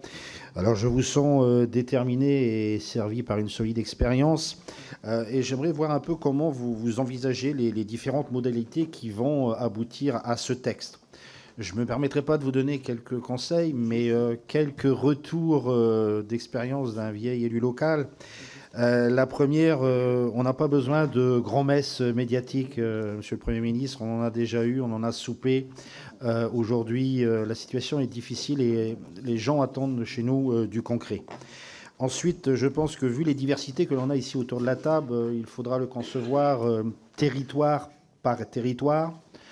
Dans le respect aussi des élus qui ont été portés démocratiquement au pouvoir et qui sont en responsabilité. Après 30 ans d'expérience politique, très souvent, j'ai vu chez moi les différents gouvernements successifs, dès qu'on arrivait sur des questions difficiles, demander l'unanimité. Rien de tel pour enterrer quelques réformes que ce soit, parce que c'est une absurdité terrible qui nous entraîne dans une forme d'immobilisme. Et ça, c'est quelque chose que je voulais vous dire, parce que je pense qu'on n'y avancera pas autrement si on reste dans ce même état d'esprit. Alors bien sûr, j'aurais pu vous parler des prix des billets d'avion, de transport des marchandises, de la situation des monopoles ou de la nécessaire transparence que l'on doit avoir. Mais je voudrais insister aussi pour vous dire que sur plein de sujets, on peut avancer rapidement, pas à pas. Et j'aimerais avoir aussi votre position sur, par exemple, les normes qui polluent chacun dans nos bassins la vie des élus locaux et qui est aussi un surcoût énorme. On l'a calculé chez moi, c'est pour la puissance publique entre 15 à 30% de surcoût parce qu'on nous oblige de faire venir du ciment d'Europe alors qu'il y en a à 20 km qui est du ciment canadien. Merci. Merci, collègue Lenormand. La parole est à vous, Monsieur le ministre. Pardon. Merci, Président Lenormand. Non, j'ai besoin de vos conseils d'un vieil élu, donc mais n'exagérons pas. Sinon, je m'y mettrai également. D'abord, il faut vraiment travailler, vous avez parfaitement raison, territoire par territoire. Évidemment, respecter les élus, concerter aussi avec les acteurs économiques et sociaux. C'est ce que j'ai essayé de faire encore il y a quelques jours, notamment à la Martinique. Bon, si je me contentais d'une grande messe, je me serais contenté de mon discours de soutien à la PPL Bellet, et encore, il était empreint d'un certain nombre de nuances. Je ne chercherai pas l'unanimité, c'est un projet de loi, donc il faudra trouver, construire une majorité. Je n'ai pas le sentiment que pour le moment à l'Assemblée nationale, l'idée de l'unanimité fait son chemin, encore que sur un certain nombre de sujets, notamment sur Mayotte, on n'était pas loin de cette unanimité. Mais il faut construire des majorités pragmatiques, et puis aussi, bien sûr, à partir des exemples. Et puis il y a des choses, vous avez parfaitement raison, qui peuvent évoluer sans loi. Hein. Mais en tout état de cause, sur la question des normes, on a pris tous ces exemples, on voit bien qu'on, c'est vrai pour le ciment, c'est vrai pour les voitures, pour ce qui concerne votre territoire. On a obtenu déjà un certain nombre de petites victoires, notamment c'était grâce à la PPL Bélim qui a été adoptée au Sénat, sur la question de la construction, sur les normes européennes, mais il est évident qu'il faut casser totalement ce système. Évidemment, il faut toujours garder en tête les normes sanitaires, par exemple, qui doivent être totalement préservées, mais c'est un des sujets sur lesquels je veux avancer, notamment lors de la rencontre à La Réunion des régions ultra-périphériques, mais il faut vraiment évoluer là-dessus si on veut renforcer l'attractivité, si on veut faire baisser le coût de la vie chère dans ces territoires. Vous pouvez compter en tout cas sur une écoute très attentive vis-à-vis de vos propositions. Merci, Monsieur le ministre. La parole maintenant est au collègue Mathiazin. Merci, Monsieur le Président. Merci, mes chers collègues. Merci, Monsieur le ministre, de nous consacrer et de se consacrer aux Outre-mer une portion de votre temps. Monsieur le ministre, je ne poserai pas de questions pour moi-même ou émanant de moi, puisque j'ai le sentiment que vous avez bien compris lors de votre visite en Guadeloupe, en Martinique, enfin bref, dans différents territoires d'outre-mer, vous avez bien compris et bien saisi la problématique. Je vous avoue que cela m'ennuierait beaucoup que l'on change de ministre parce qu'à chaque fois, il y en a qui arrivent et qui ne comprennent pas et qui n'ont pas le temps de comprendre et qui sont déjà partis. Donc, maintenant que j'ai le sentiment qu'il y en a un qui a compris le sujet, j'aimerais pouvoir continuer à travailler avec vous. Donc, je ne dirai rien de tout ça, de tout ce qui nous préoccupe, en espérant que vous allez faire quelque chose sur lequel nous allons pouvoir réagir. Le seul ennui que j'ai, c'est que vous employez beaucoup cette expression qui vous est chère, français à part entière ou français entièrement à part. Mais ce qui m'ennuie, c'est que dans les deux cas, il y a, dans les deux prépositions, si je puis dire, il y a le mot à part. Donc, voilà. Parce qu'on nous l'a beaucoup dit par le passé. Voilà. Alors, je pose la question que je pose, c'est celle de M. Califère, Élie. Donc, je n'ai utilisé que 30 secondes de mon temps personnel et je pose la question d'Ali Califère. Il pose deux questions. Mon collègue, Monsieur le ministre, c'est pour Élie Califère, notre collègue qui a dû partir en Guadeloupe précipitamment. Monsieur le ministre, depuis maintenant quelques semaines, le Parlement examine la proposition de loi visant à sortir la France du piège du narcotrafic. Mais face à toutes les problématiques que soulève ce sujet, une est souvent mise à l'écart, voire ignorée, à savoir l'action et la coopération de l'État français dans la Caraïbe vis-à-vis des États voisins, alors que les trafics en tout genre sont nombreux. Fort de cela, le député Califère souhaite donc vous demander comment l'État entend renforcer la lutte contre le narcotrafic dans les Antilles, qui, vous ne l'ignorez pas, touche en premier lieu les Antillais eux-mêmes. Il pose une autre question. Ce samedi 22 mars, lors d'une présentation au Zénith de Lille, la chanteuse et ex-finaliste de Star Academy, Ebony, a fait l'objet de gestes et de propos racistes devant un public nombreux puisqu'ils sont en tournée, pourtant réunis dans le seul but de s'amuser et d'apprécier les prestations musicales des artistes présents.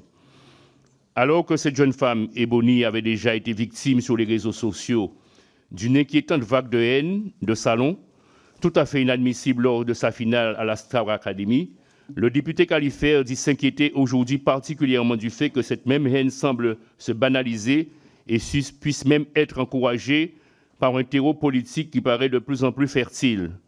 Alors, si aujourd'hui l'intervention du député prend, par exemple, le cas Ebony, le député Califère indique que nombreux sont des compatriotes ultramarins à ressentir et à s'inquiéter de ce climat.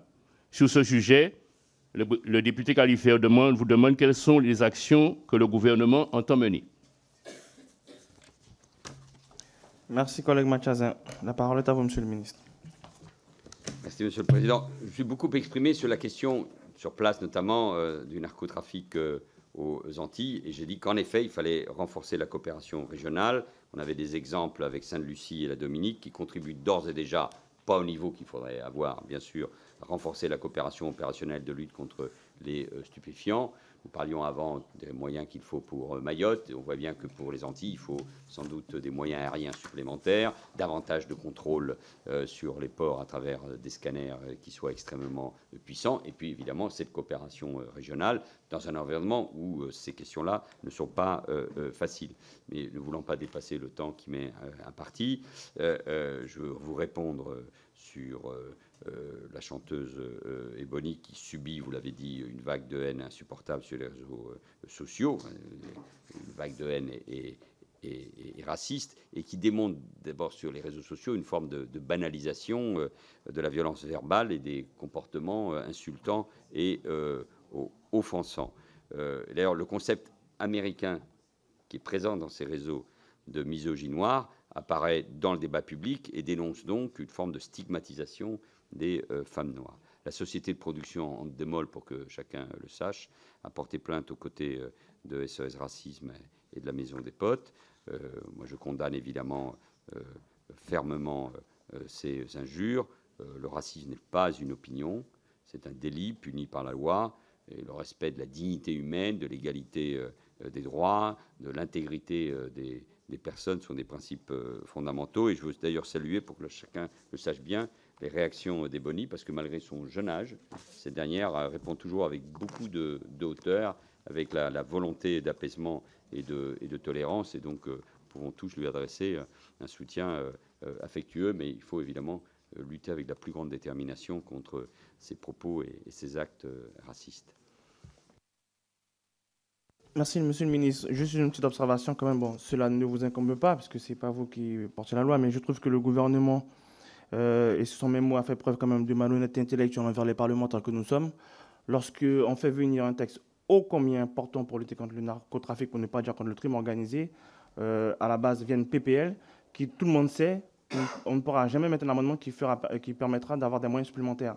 Donc, lorsque vous dites ça, je sais que c'est votre volonté affichée, vous manifestez, mais moi, je me pose la question de la part du gouvernement de doter les territoires ultramarins tels que les Antilles et la Guyane pour lutter contre le narcotrafic, mais plus contre le crime organisé qui fait légion sur nos territoires. Donc, ce texte-là, aujourd'hui, il est porté par une PPL et c'est bien dommage de la part du gouvernement de l'avoir fait ainsi. Alors, avant de continuer, est-ce que vous souhaitez prendre la pause maintenant ou on continue et après on voit? Est-ce que vous pouvez me dire jusqu'à quelle heure on est pour que je sache à quoi m'attendre et il y a combien d'interventions? Alors, il reste Madame Lebon, Monsieur Maillot, Monsieur Gosselin, Monsieur Rattenon pour la question de Monsieur Perceval et Monsieur Berville. Oui, mais moi aussi. Bon, alors je prends évidemment les questions. Voilà. Bon, vous prenez les questions? Bon, on continue alors. Donc, Madame Lebon. Merci, Monsieur le Président. Monsieur le ministre d'État, d'abord, un mot pour vous remercier pour votre soutien envers les enfants de la Creuse. Ils vous attendent d'ailleurs. Ils sont arrivés pour la plupart aujourd'hui de La Réunion.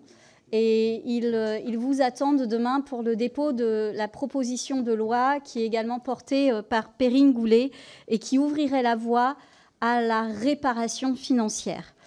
Je vous dis un mot rapide aussi sur la vie chère, car une concertation est indispensable pour se saisir du sujet. Et je vous encourage, je pense que c'est quelque chose dont on a discuté déjà, à nommer un rapporteur issu des Outre-mer, un rapporteur qui connaît le sujet de la vie chère de l'intérieur. Et on en avait discuté avec le président de la délégation Outre-mer. Il me semble assez bien placé pour porter le sujet. Maintenant, venons-en au cyclone Garance, Monsieur le ministre. Vous le savez, le 28 février dernier, La Réunion a été frappée par le cyclone Garance. Vous avez pu le constater sur place. Et vous revenez d'ailleurs à La Réunion début avril, a priori. Vous venez d'annoncer la mise en place d'un fonds social exceptionnel d'urgence. Il Il nous faut des solutions, c'est un début de solution peut-être pour les Réunionnais qui ne sont pas assurés. Les impacts sont considérables, Monsieur le Ministre, sur les habitations, les infrastructures, l'environnement. La population a dû faire face à des dégâts d'une ampleur préoccupante. Et je le redis, je regrette que vous n'ayez pas pu constater l'ampleur des dégâts à la ravine des Lataniers, où les habitants ont été lourdement sinistrés. Et j'espère que lors de votre prochain séjour, ce passage à ravine des Lataniers fera partie du programme, parce que je vous assure que c'est important. Et c'est important parce que l'État doit prendre toute sa part dans l'entretien des ravines. Nous avons pu constater qu'il y a un défaut d'entretien et de curage des ravines et des cours d'eau relevant du domaine public fluvial. Et vous savez, l'eau trouve toujours un chemin. Si son chemin d'origine n'est plus praticable, elle va trouver un autre passage. Et c'est à ce sujet que de nombreuses habitations ont été sinistrées. Donc il y a un fort besoin notamment de relogement d'urgence et d'hébergement d'urgence. À ce sujet, le territoire de l'Ouest vous a adressé un courrier concernant le complément de financement d'un centre d'hébergement d'urgence sur la ZAC Écocité. Puisque je ne vous l'apprends pas, l'Ouest de la Réunion est confronté à une crise sociale sans précédent en matière d'hébergement d'urgence et d'accès au logement. J'ai presque fini, Monsieur le Président. Conscient de ces enjeux, le territoire de l'Ouest est engagé pour renforcer les réponses aux urgences, mais les efforts restent insuffisants au regard de l'ampleur de la demande. Donc il nous faut un soutien renforcé de l'État pour la construction et la pérennisation d'un centre d'hébergement d'urgence sur le territoire ouest via la LBU pour la partie investissement. Travaillons-y pour le prochain budget. Est-ce que vous êtes favorable à cette demande? Je vous remercie. Merci, collègue Lebon. La parole est à Monsieur le ministre. Merci pour vos mots. Je rencontrerai demain les enfants de la Creuse, en marge ou juste après les questions au gouvernement. Bravo pour cette initiative, parce que les questions de mémoire sont importantes. Je vais en profiter pour vous remercier, parce que vous avez mis le doigt sur un sujet qui est la question des airbags qui explosent, les airbags Takata. Nous en avions parlé, et j'ai eu l'occasion de rencontrer à la Guadeloupe l'avocat et les familles les plus touchées par cela, et ça a été un moment de grande émotion, aussi d'indignation, et j'ai pris la parole, et sur ce sujet-là, nous devons continuer l'action, je le dis en passant. Deuxièmement, on aura l'occasion, lors de mon passage à la Réunion 7-8 avril prochain, d'évoquer l'ensemble du dispositif concernant les conséquences du cyclone Garance. Vous avez 1000 fois raison sur le fait que sur les ravines, c'est sans doute un des grands sujets qui va nécessiter une très grande mobilisation de l'État, bien sûr, des collectivités, pour le nettoyage et le curage.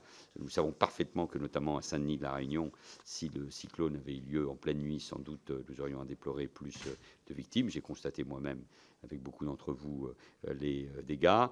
Mon cabinet travaille à rencontrer les habitants. Et le travail continue avec ces derniers et avec le DREAL pour trouver toutes les solutions, mais ça doit être une des grandes priorités. Sur les autres points, je n'ai pas le temps, mais c'est vrai que les besoins en hébergement d'urgence sont croissants. Avec le ministère du Logement, nous devons nous revoir dans le cadre du PLOM 3, qui doit être signé d'ici cet été, mais mon cabinet, moi-même, sommes à votre disposition pour avancer sur ce projet en particulier. Merci, Monsieur le ministre. La parole est au collègue Maillot. Merci, Monsieur le Président. Le collègue Nilor a quelque peu ouvert la voie à ma question, mais je fais partie de ceux qui croient qu'une injustice finit par être entendue à force d'être répétée, criée aux oreilles du pouvoir. Ce sujet, Monsieur le ministre, c'est les demandes de mutation. Nous faisons face à La Réunion, mais dans les autres pays d'outre-mer, à un mur d'injustice. Et on crie au désespoir, mais on n'est pas entendu par les ministres qui se succèdent. Vous savez, la semaine dernière, les mouvements sont tombés et ceux qui ont eu la chance de pouvoir faire leur stage à La Réunion, à l'Académie de La Réunion, sont forcés à l'exil, forcés vers des académies qu'aucun hexagonaux veut. Donc ma question va se porter là-dessus. Vous savez, l'obtention du diplôme à La Réunion, les lauréats, en fait, dès qu'ils ont leur diplôme, c'est un billet simple pour l'Hexagone, et souvent nos jeunes voient l'aéroport de Roland-Garros comme la porte de non-retour du Bénin. moi je vais vous poser une question très simple. Le journal officiel de 2022, le journal officiel de 2023, 2024, 2025 montre quelque chose. À chaque fois, nos lauréats doivent aller remplir les postes que les hexagonaux ne veulent pas occuper dans des académies peu attractives, Versailles, Créteil, Versailles, Créteil, Versailles, Créteil. Pourquoi c'est nos jeunes, pourquoi c'est nos frères et nos sœurs qui doivent aller dans ces académies où les hexagonaux ne veulent pas y aller?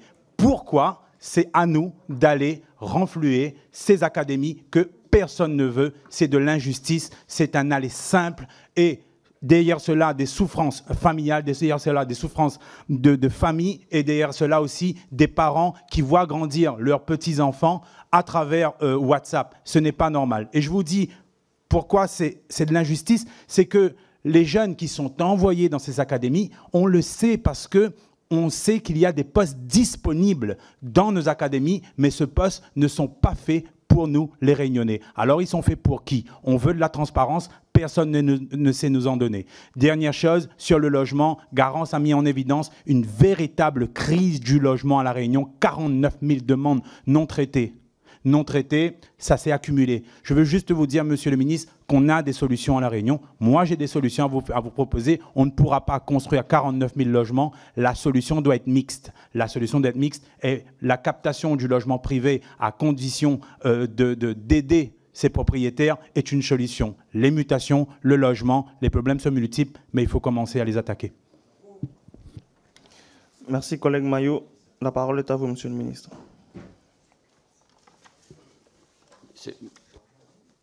C'est un vrai sujet et je comprends à la fois votre engagement et votre passion sur ce sujet.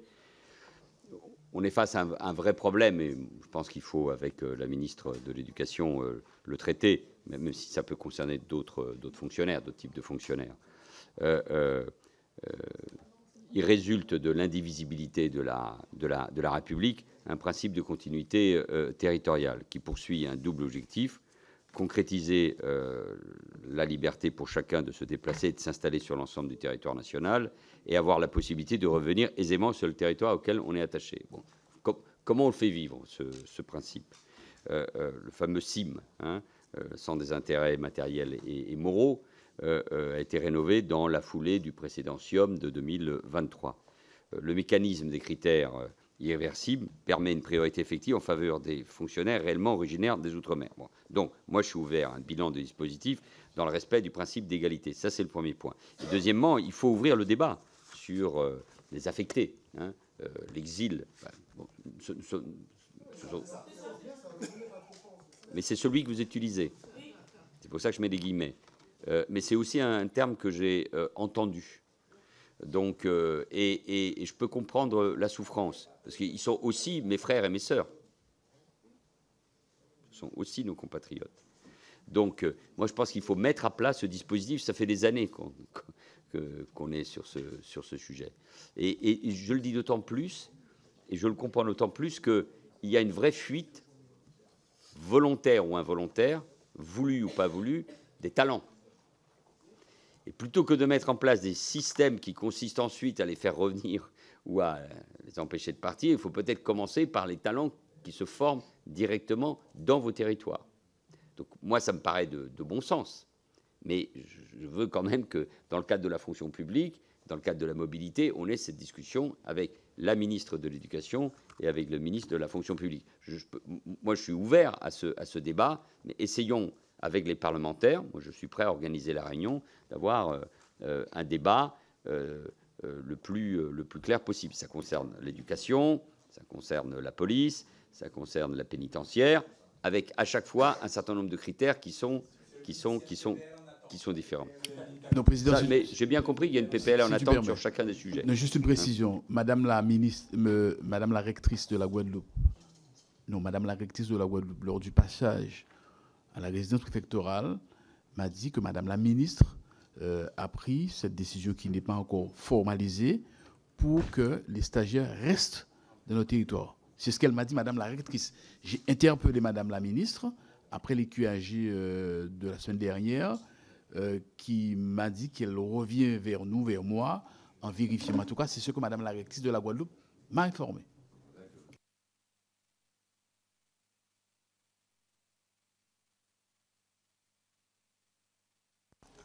Donc, la parole... Merci, Monsieur le ministre. La parole maintenant est au collègue Gosselin. Merci, Monsieur le Président. Monsieur le ministre, les sujets ne manquent pas. Ça faisait un certain temps que nous nous avions vus et on voit bien qu'entre le logement, la santé, l'éloignement, les transports, j'en passe et des meilleurs, les sujets ne manquent pas.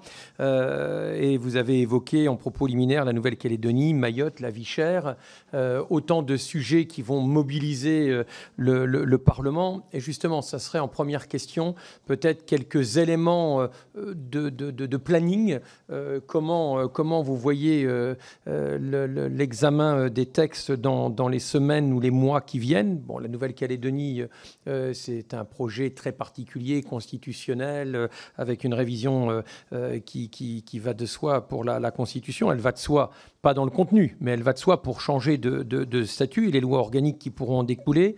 Mayotte, on a le deuxième étage de la fusée qui est attendu avec déjà un pré-projet qui circule de 38 articles, mais quid de leur examen? La vie chère, c'est aussi un autre projet de loi avec d'autres sujets qui ne manquent pas. Donc, comment vous voyez l'organisation de nos travaux dans les semaines et les mois qui viennent? Premier point. Et puis, un second point, et on va faire un peu de pub pour le président Riemann et le rapporteur que j'étais sur le rapport que nous avons commis sur les relations entre l'État et les collectivités et sur les changements éventuels de statut. Quid des prochaines actions du ministère dans ce cadre-là? Est-ce que vous comptez vous emparer du sujet? Tous les territoires ne sont pas prêts d'ailleurs dans les mêmes délais, hein. Et là aussi c'est du cas par cas, mais comment vous voyez les suites à donner à ce rapport? Merci, collègue Gosselin. La parole est à vous, Monsieur le ministre. Merci, Président. Vous le savez, je l'ai dit en commission des lois, ici, il y a un instant, il y a des axes de travail, je n'arrête pas de les répéter, de les rappeler, mais enfin bon, il faut le faire, et donc il faut que ça se traduise ensuite dans des actes. D'ailleurs, y compris sur les questions de narcotrafic, il ne faut pas attendre des projets de loi. Les moyens supplémentaires ne nécessitent pas des textes de loi, sinon de la loi de finances. Mais en tout cas, ils sont déjà mis en œuvre, même s'ils doivent être renforcés. Hein, je le dis en passant par rapport à l'injustice ou à la mise en cause que vous évoquiez. Sur le calendrier, projet de loi Mayotte debout ou 2 mai, Sénat, juin, Assemblée. Bon, il faut tenir ce calendrier. Nous avons un petit débat avec le Sénat. Vie chère présenté d'ici à l'été. Mais il faut le passage encore en Conseil des ministres, même si l'échange avec les parlementaires va se poursuivre. Nouvelle-Calédonie, ce date dépendra de l'accord. Vous êtes trop au fait du dossier, parce que, y compris, ça peut avoir une incidence sur toute l'année et sur, évidemment, les élections provinciales qui sont prévues. Je crois que tous les acteurs politiques sur place sont au courant. Mais j'espère qu'on pourra avancer le plus vite possible. Sur les aspects institutionnels, moi je l'ai dit, je répète les mots qui ont été les miens, pas de tabou. Il y aura une discussion la plus large possible, par exemple avec le rapport EGA ou à travers les travaux, les indications qui ont été les vôtres avec le président Riemann. J'ai déjà eu, mais je sais qu'il peut y avoir un débat, qu'à mon avis, la distinction 73-74, article 73-74 de la Constitution, pardon, a moins de sens ou n'a plus de sens. Mais en tout état de cause, ça mérite qu'on ait ce débat. En tout cas, est-ce que nous sommes prêts à une révision constitutionnelle? Bon, faisons déjà ce qui est possible. Hein. Je pense aux habilitations, aux adaptations. S'il faut aller plus loin, le président de la République aura les éléments pour pouvoir approfondir ce sujet. Je suis heureux de voir que vous me donnez longue vie et que vous envisagez déjà un calendrier aussi vaste. Je plaisante, enfin qu'à moitié, mais en tout cas, sur ces éléments institutionnels, et vous avez parfaitement raison de dire que ça dépend évidemment des territoires, hein, il n'y a pas les mêmes attentes, il faudra avancer avec, je ne veux pas dire l'unanimité et le consensus, parce que sinon je me ferais rattraper par la patrouille de tout à l'heure, mais en tout cas, il faut avancer sur une base la plus large possible pour pouvoir traduire tout cela de la manière la plus efficace possible. En tout cas, moi, je n'ai pas de tabou, je suis ouvert si les propositions arrivent sur la table et nous pouvons avancer ensemble. Nous allons parler avec vous, Président Riemann, sur le cas de la Guyane, par exemple. Merci, Monsieur le ministre. La parole est au collègue Ratnan pour la question de Monsieur Perceval. Oui, merci. Perceval Gaillard. Merci, Président. Monsieur le ministre, Avant tout, laissez-moi vous dire que le ton de votre réponse à mon encontre était particulièrement décalé et violent, à dire que je me réjouis des morts du GIC et, à mon sens, un dérapage. Ceci étant dit, avançons maintenant dans le calme et dans la vérité. Je pose ici une question à la place de mon collègue Perceval Gaillard, qui n'a pas pu prendre l'avion hier soir, comme prévu, son enfant étant touché par le virus du chikungunya, son enfant de 4 ans. Dans un courrier en date du 19 décembre, je crois que vous avez commencé à répondre à sa préoccupation et notre préoccupation, nous rayonnée, 19 décembre qui vous est adressé. Le député Gaillard vous interpelle sur l'activation du fonds de secours pour les Outre-mer suite au passage du cyclone Garance et à ses conséquences terribles pour notre territoire. Comme vous le savez, il s'agit d'un dispositif permettant l'aide financière en faveur des victimes des calamités publiques se trouvant dans une situation économique et sociale fragile, mise en situation de grande précarité par une catastrophe. Ce dispositif n'est donc pas une indemnisation type assurance, mais bien un secours destiné aux situations les plus critiques. Ce financement des secours se compose en 2 catégories. Le dispositif de secours d'extrême urgence pour verser une aide limitée mais immédiate aux sinistrés, le fonds de secours proprement dit pour aider les particuliers et les entreprises à caractère artisanal ou familial dont les biens non assurés ont subi d'importants dommages. Comme vous le savez, la situation de nombreuses familles et entreprises justifie pleinement l'activation de ce fonds qui l'a été en 2004 et pendant 25 jours et pourtant 25 jours pour le cyclone, pas grand-chose.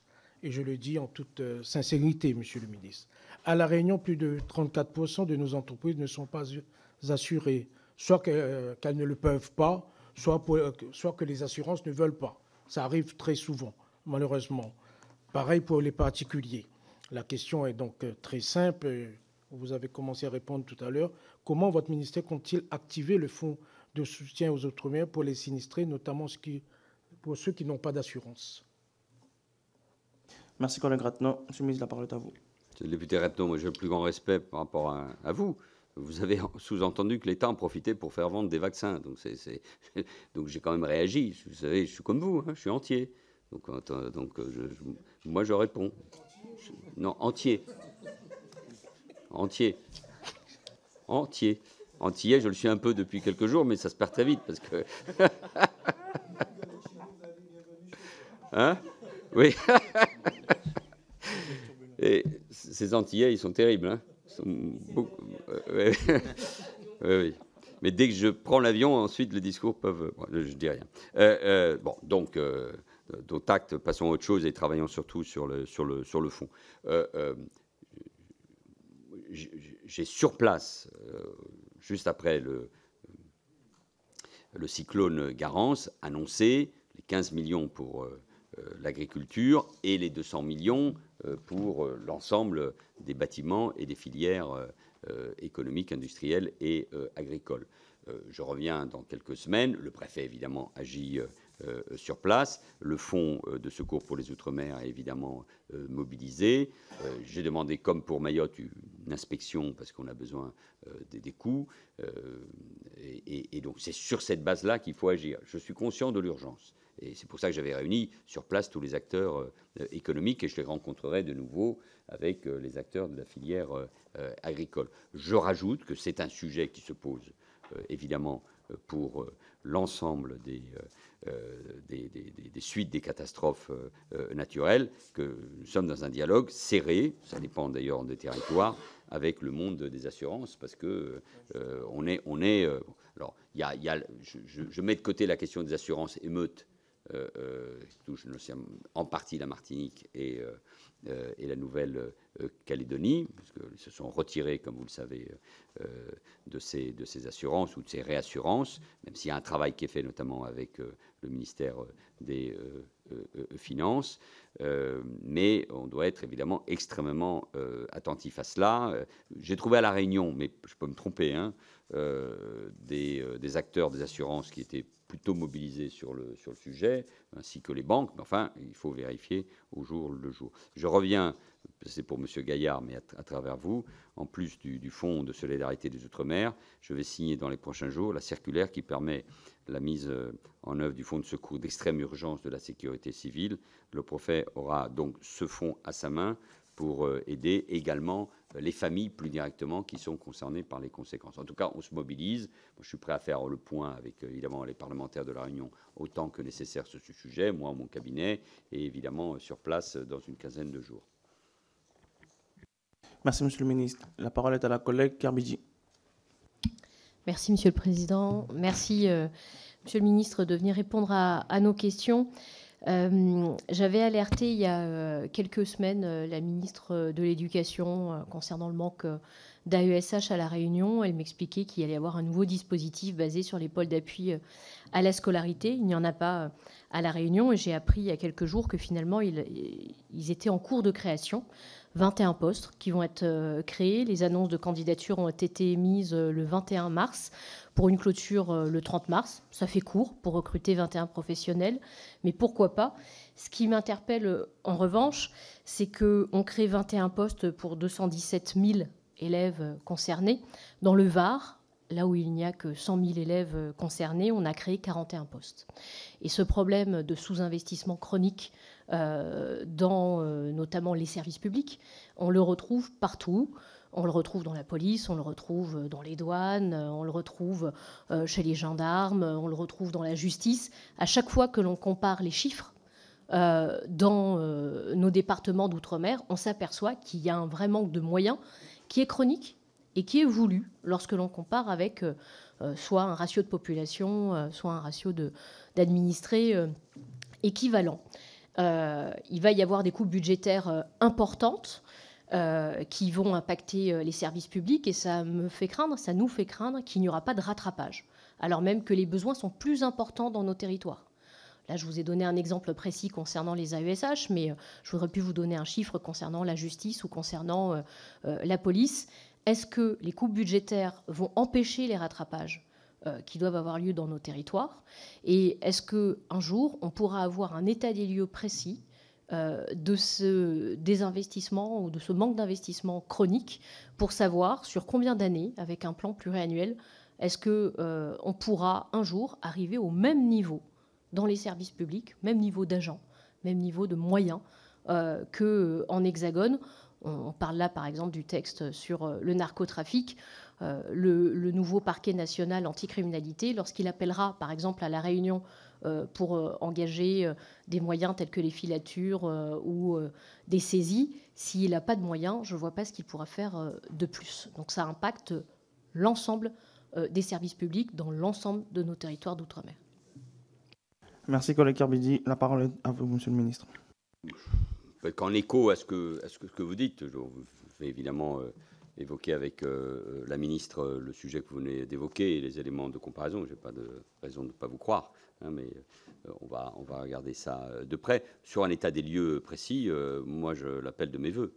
Permettrait d'avoir la vérité des chiffres, y compris, par exemple, sur des indicateurs auxquels je tiens en matière d'éducation nationale ou dans l'éducation nationale, sur le taux d'encadrement et sur les résultats scolaires, hein, en tenant compte de la démographie, des résultats scolaires. Donc, moi, je pense qu'il faut rentrer dans ce travail. Je parlais de radicalité ou de changement, peu importe, mais qui nous permettent d'y voir beaucoup plus clair. Et je suis conscient des attentes qui existent, notamment sur la présence des services publics. J'ai évoqué aussi, d'ailleurs, vous en avez fait allusion, avec les parquetiers de la Guadeloupe et de la Martinique, comment ils vont travailler avec le nouveau parquet national dès qu'il sera adapté, qui vise à lutter contre la criminalité organisée et le narcotrafic. Donc là, il y a des éléments très concrets. Je m'en suis entretenu tout à l'heure avec le ministre de la Justice. Donc, sur tous ces sujets-là, il faut avancer. Le taux d'encadrement, tenir compte du taux de pauvreté aussi dans ces territoires, des inégalités, du sentiment aussi d'inégalité. Je suis conscient, en tout cas, du travail qui reste à faire et du rattrapage qui reste à accomplir devant nous. Et je dois partir, Monsieur le Président. Monsieur le ministre, avant que vous nous quittiez, oui, non, c'est momentané, parce qu'on sera amené à se revoir à nouveau. J'ai une question quand même qui est assez importante à vous poser. Mayotte et la Guyane sont les deux territoires français les plus touchés sur la question de l'habitat spontané, plus communément appelé bidonville. Sauf qu'il y a un paradoxe assez, j'ai envie de dire, honteux de la part de l'État. il y a un plan national de résorption d'habitat spontané du bidonville qui est en place aujourd'hui, sauf que Mayotte et la Guyane sont exclus de ce dispositif national. Alors, est-ce qu'on pourrait avoir les raisons de cette exclusion de ce dispositif national pour nous savoir pourquoi est-ce que les deux territoires français les plus touchés par cette réalité sont exclus du dispositif national de résorption de ces habitats-là? Je sais qu'on n'est pas forcément la réponse là. Non, mais je vous demande en tout cas en tant que ministre de l'Outre-mer de vous pencher là-dessus. C'est un problème majeur parce qu'on ne peut pas avoir un tel plan national et qu'avoir les deux territoires français les plus touchés par cette réalité-là en soient exclus, malheureusement. Il y a peut-être une explication, mais je vais regarder. C'est parce qu'on a des dispositifs spécifiques pour chacun de ces territoires. C'est le cas, même s'ils n'ont pas toujours été mis en œuvre, c'est le moins qu'on puisse dire, par exemple, à Mayotte. Mais on regarde ça et on vous apporte une réponse. En tout cas, je tiens à vous remercier de votre disponibilité. Il faut savoir, alors je prends la balle au banc, parce que vous avez dit proposer pour organiser une réunion avec les deux autres ministres, éducation oui. Et fonction. Pourquoi je dis ça? Parce qu'on avait initié la démarche avec la délégation de les auditionner aussi sur ces problématiques-là. Mais si effectivement on peut faire une réunion avec les parlementaires ultramarins, enfin de la délégation, avec les 3 ministres en même temps, sous votre initiative, nous sommes preneurs aussi. Je pense que ça ira bien plus vite. Je m'en occupe. Merci. Merci à vous. Merci à vous et bonne continuation. Merci.